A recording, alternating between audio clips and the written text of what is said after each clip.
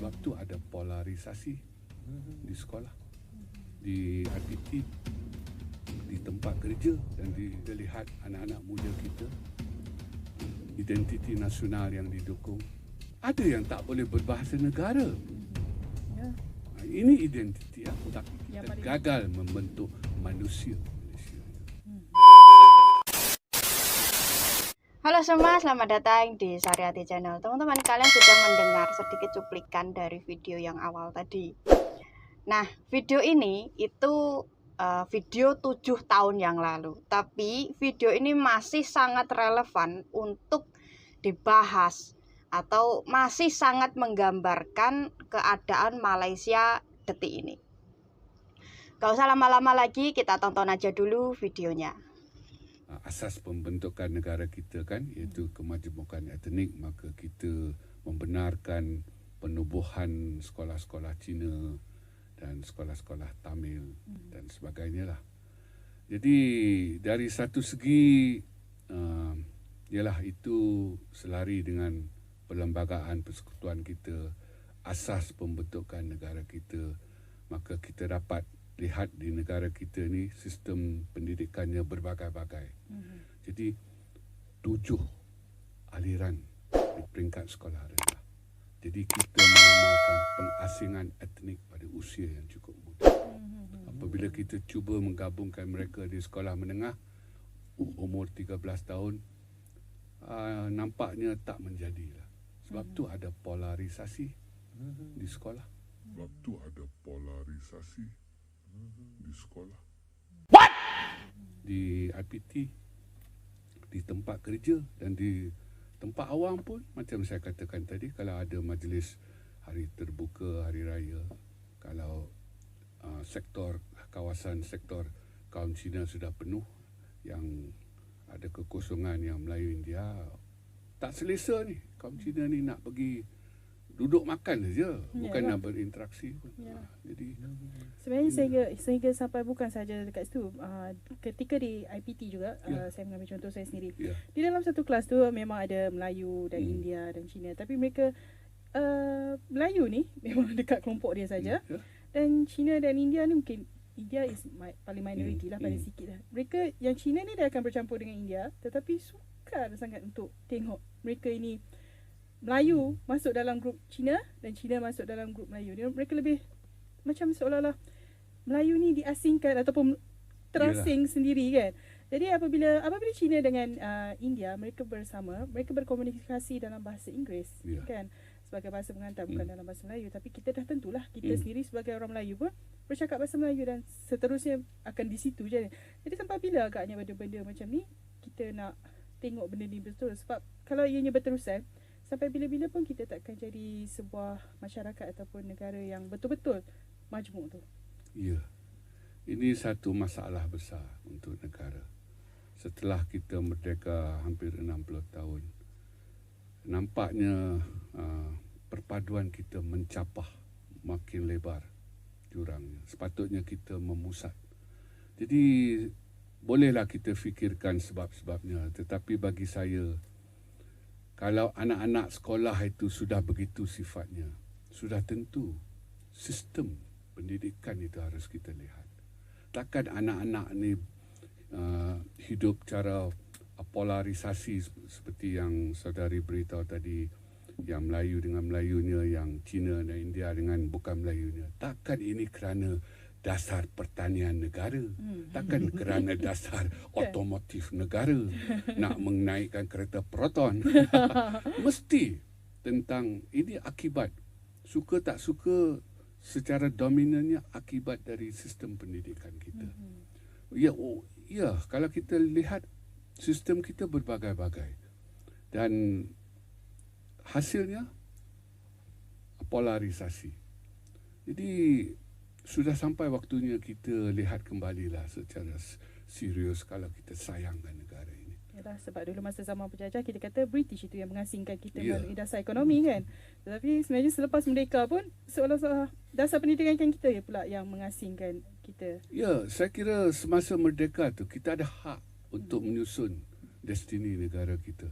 Saya pun tidak tahulah Mengapa kita memilih untuk meneruskan legasi penjajah ini? Mengapa kita memilih untuk meneruskan legasi penjajah ini?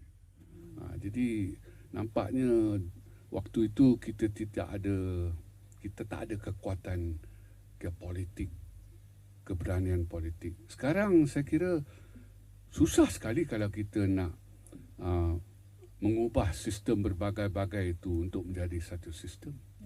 Jadi saya kira tak ada jalan lain lah. Kita perbaiki keadaan yang berbagai-bagai ini.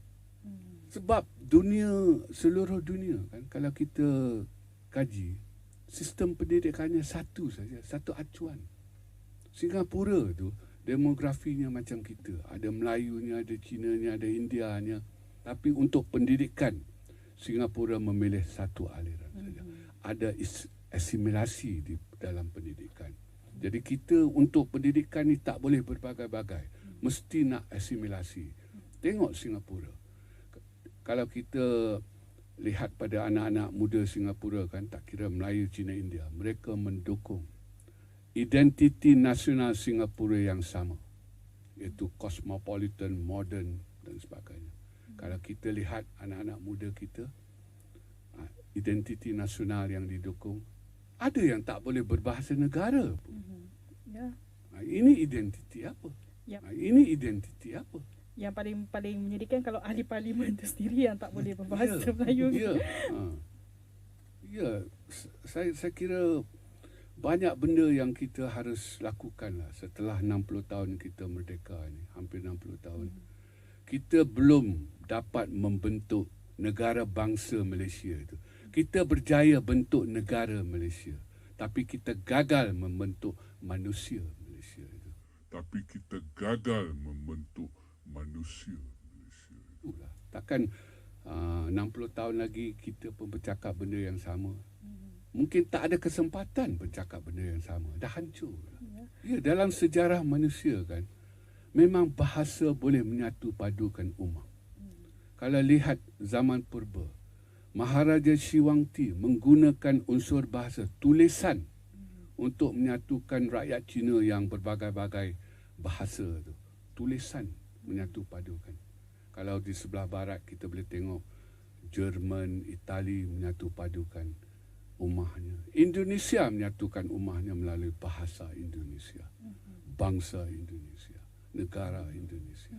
Di negeri Thai kita boleh tengok orang-orang Melayu di selatan Thai fasih berbahasa negara, bahasa Thai. Jadi memang bahasa boleh menyatu padukan kita semua.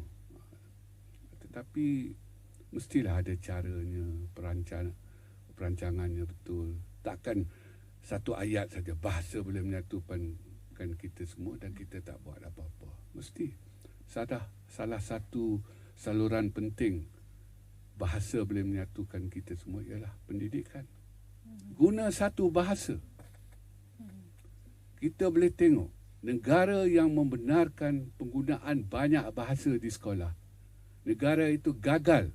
Nah, dari video tersebut kita bisa lihat ya betapa membingungkannya sistem yang berada di Malaysia, mulai dari sistem pendidikan atau bahkan sistem dari pemerintahan di Malaysia.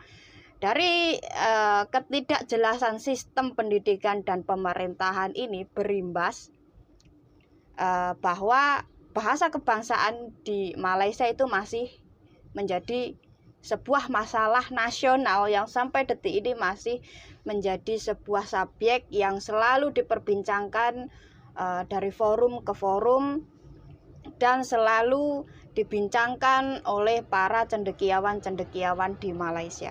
Mungkin Profesor Malaysia ini menyadari ya bahwa dari masalah yang selalu dianggap tidak ada ini bisa menjadi sebuah masalah yang nantinya akan menjadi krisis jati diri ya kepada Malaysia itu sendiri. Karena sampai detik ini Malaysia itu bisa dibilang negaranya mau dibawa kemana juga nggak tahu, karena dibilang majemuk tapi rasis, karena yaitu memberlakukan undang-undang atau peraturan yang menspesialkan suku Melayu atau bangsa Melayu atau kaum Bumi Putra.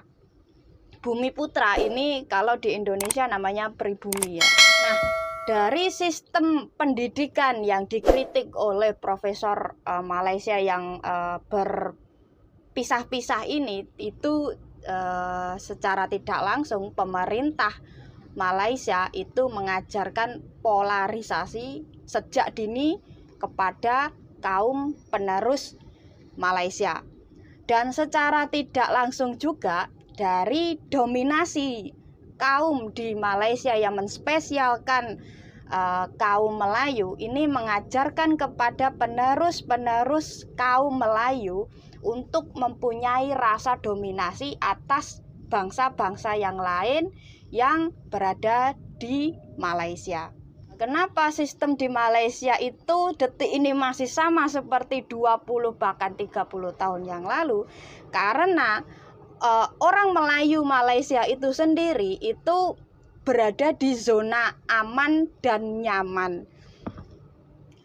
Karena undang-undang negara di Malaysia itu menspesialkan kaum Bumi Putra. Itulah kenapa dari parlemen yang nggak bisa berbuat banyak untuk merubah yang namanya stigma atau bahkan arah pemikiran mereka yang demikian jauh dari kata majemuk. Bagaimana Malaysia bisa menjadi rumah bagi kaum-kaum yang lain kalau para pejabat parlemen itu yang bersuku Melayu atau Bumi Putra itu juga menikmati dan sekaligus mempertahankan yang namanya dominasi Bumi Putra di tanah Malaysia. Dan saya juga melihat ya, orang biasa seperti saya itu juga bisa melihat ya bahwa Malaysia kedepannya akan tetap sama seperti Malaysia yang sekarang.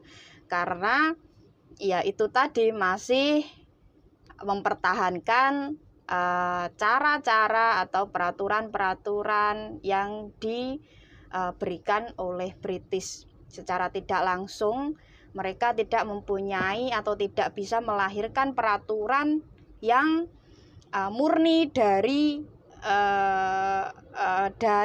Malaysia itu sendiri, nggak bisa berevolusi dari peraturan yang lama. Nah, dari keadaan Malaysia yang masih susah banget untuk menemukan yang namanya titik terang atau titik tuju untuk bernegara, ini bisa menjadi poin penting kalau akan ada yang namanya krisis jati diri kebudayaan di Malaysia.